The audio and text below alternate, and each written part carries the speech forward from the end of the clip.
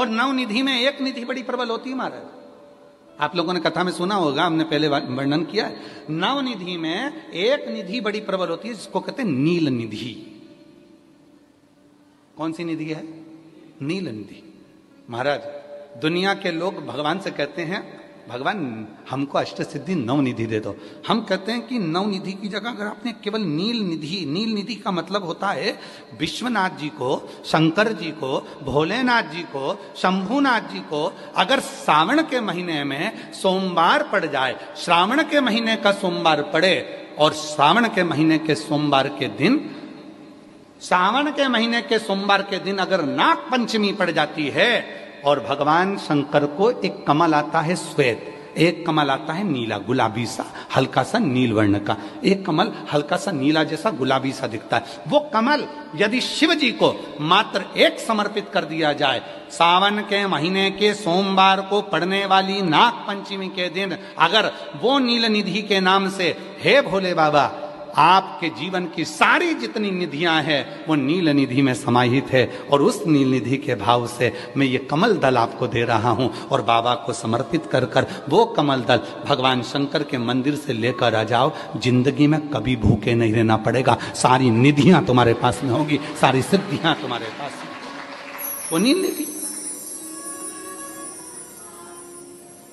33 वर्ष में बाबा जी, 33 वर्ष में 6 बार सावन के सोमवार को नागपंचमी पड़ी है। 33 वर्ष।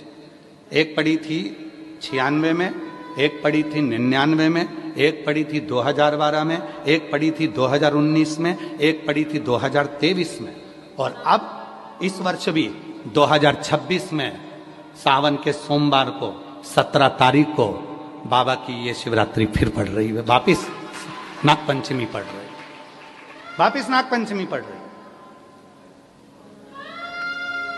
सावन के सोमवार पर पड़ने वाली नाग पंचमी को निधि पंचमी कहा जाता है, नील निधि पंचमी। भले वो नाग पंचमी है पर वो इतनी निधि दे देती है। क्यों कहते हैं महाराज? आपने देखा होगा चंद्र ग्रहण, सूर्य ग्रहण होते हैं तो लोग शंकर जी के मंदिर में बैठकर तप करते थे, अघोरी तप करते थे, साधना तप करते थे।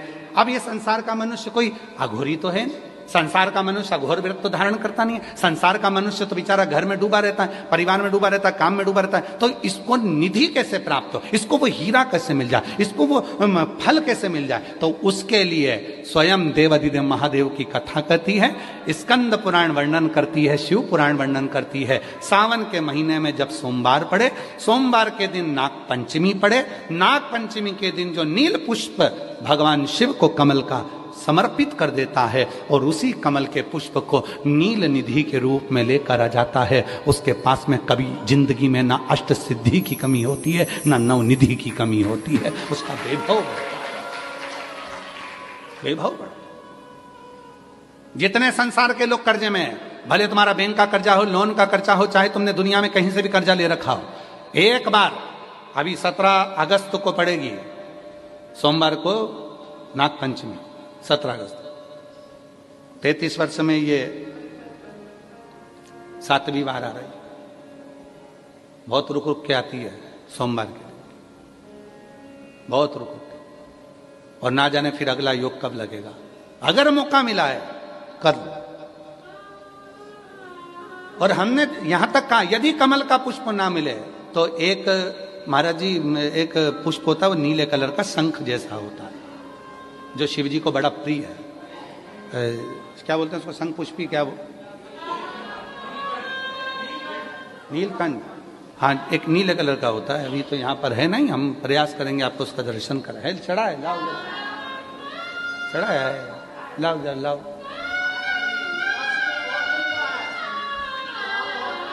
अच्छा यहाँ मिलता है, अच्छा हाँ लाओ। ये देखो, अगर मान लो तुम्हें नील कमल ना मिले, नील कमल प्राप्त ना हो, कहीं सरोवर तालाब में अभी बहुत बारिश हो रही है, कहीं जाना नहीं, नील कमल नहीं मिल रहा है, तो ये नीला पुष्प अगर आपको मिल जाए, एक बार नील निधि के नाम से शिव को समर्पित करना और बाबा को समर्पित कर कर उसी को वापस लेकर आना। बाबा मेरे घर में अष्ट सिद्धि नवनिधि निवास करे, कृपा करना। 1 साल के अंदर आप सब पत्र में लिखकर भेजोगे कि आपको किसी के दरवाजे पर हाथ फेराने की जरूरत नहीं पड़ेगी, भगवान जो वैभव देगा वो देखते बनेगा। नील निधि,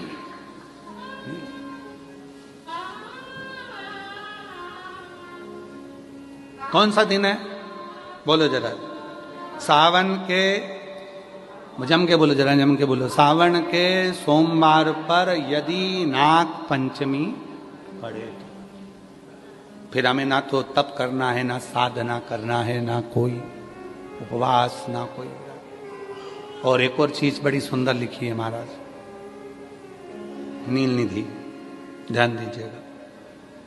यदि डॉक्टर ने कह दिया तुम्हारे शरीर में कोई गठान है, बहुत बड़ा कोई रोग हो गया है, ये छूट नहीं रहा है, बहुत तकलीफ में पड़े हुए हो और मिट नहीं रहा, तब शिव जी के शिवलिंग पर एक दुर्वा, दुर्वा का मुख हो जलाधारी की हो जहां से पानी बहता है, बेलपत्री, बेलपत्री का डंडी का मुख हो जहां से जल बहता, जलाधारी की हो, और 2 छोटी छोटी कटोरियों में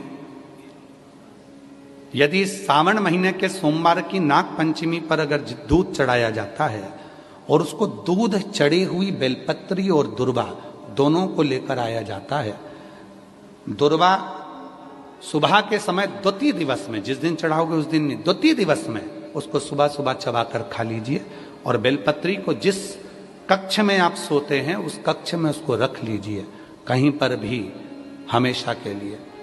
जो शरीर का रोग है वो धीरे धीरे मिटेगा ही, और 4 से 6 महीने के अंदर बड़े से बड़ा रोग सारी रिपोर्टें नील आकर सामने खड़ी है।